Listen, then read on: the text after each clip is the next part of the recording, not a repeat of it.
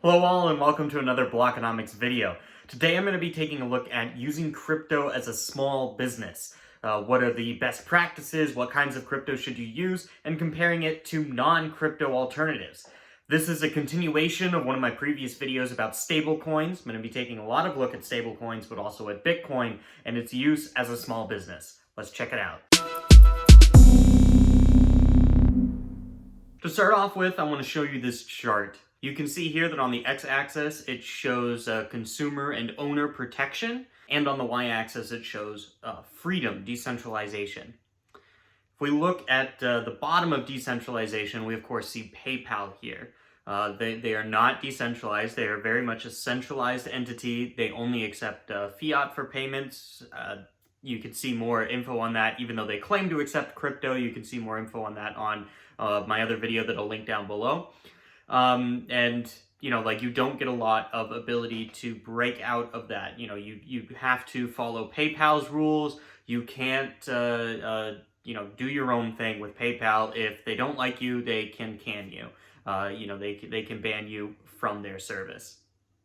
If we move up on the freedom scale, we see stablecoins. And the first question you might have, well, why isn't stablecoins equal with Bitcoin? And the truth is, it has a lot of problems with this decentralization. It is not as decentralized. Stablecoins are not as decentralized as a true cryptocurrency. They depend upon a centralized peg. They are pegged to something that is centralized, and so therefore they have a more centralized nature. They're still very decentralized, but they're not as decentralized. They're not as free as Bitcoin.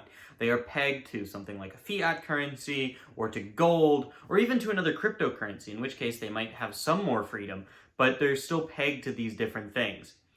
The other problem is that they are far more likely to fall prey to bad regulation.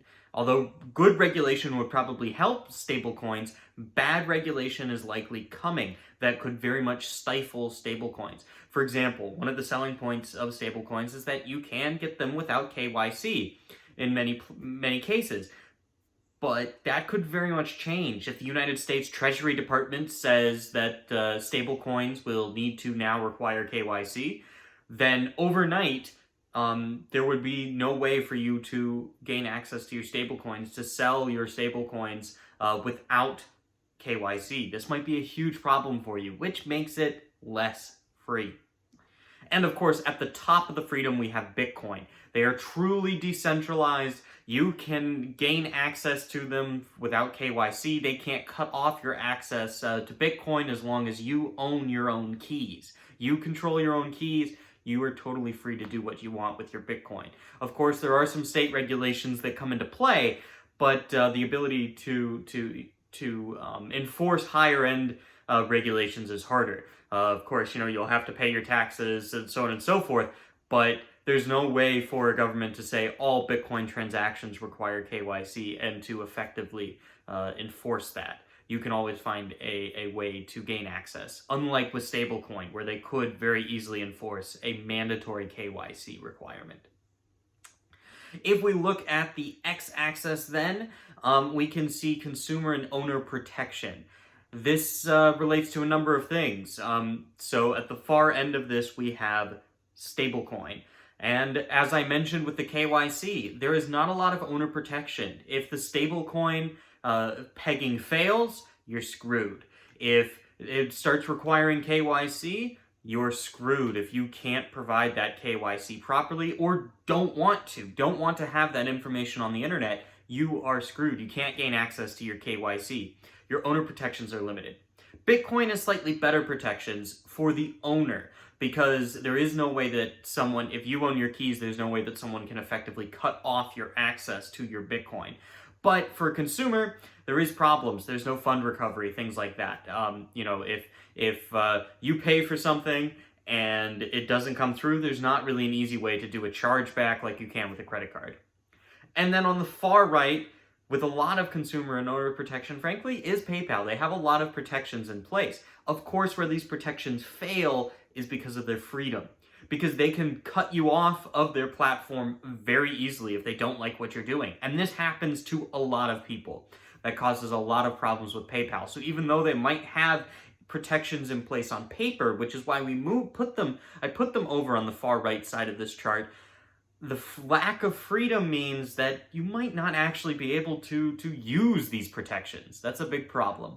Now I want to move on to how to use stablecoin. I've discussed this chart, which is really important, and I want to talk about how to properly use stablecoin, because even though it's got a lot of problems, it can be properly used if you take these problems into. For using stablecoin, I'm going to take a look at this as a business perspective. A lot of businesses might accept crypto, but as I mentioned in the other video, might want to use stablecoin because it seems more stable. In order to do this, there's a couple of things that you want to keep in mind. Number one, if you're doing long-term holding, keep it in Bitcoin.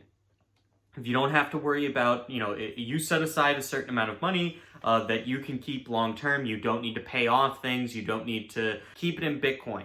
This is your long-term investment. Bitcoin's going to go up over the long term, and it's easier to gain access to, and there's no issues with having that Bitcoin cut off. Of course, in the short term, you might see some losses, but in the long term, you will see gains with that Bitcoin. But number two, you should convert your monthly expenses into stablecoin. So you're running your business, you've got, your web hosting fees, you've got, transportation fees if you're selling physical products, things like that. All of your costs that you have, your monthly expenses, convert that into stablecoin, because that's stuff that you need to pay off. So when you get your sales in Bitcoin, you can convert what you need to spend of those sales and monthly expenses directly into stablecoin. You should do that quickly, but no more than a month's expenses, because the problems that we mentioned with freedom and with owner protection, you might get cut off to that stablecoin. If you can't do KYC or don't want to do KYC, if all of a sudden they're requiring KYC, you're losing a lot of money there. So keep it on those monthly expenses, because that allows you to pay off those monthly expenses from a stable currency. You can, of course, convert to fiat, when needed, or if they accept stable coins, all the better. But you can keep it at that stable currency from your sales in Bitcoin or in other cryptocurrencies. You get the access to the stability, but don't do it more than a month. And then, of course, once you have those monthly expenses, you can convert them to fiat and pay out. So that's really it. That's the importance about using stable coins. I hope that you as a business owner can get some good use out of it, and good luck getting paid in Bitcoin.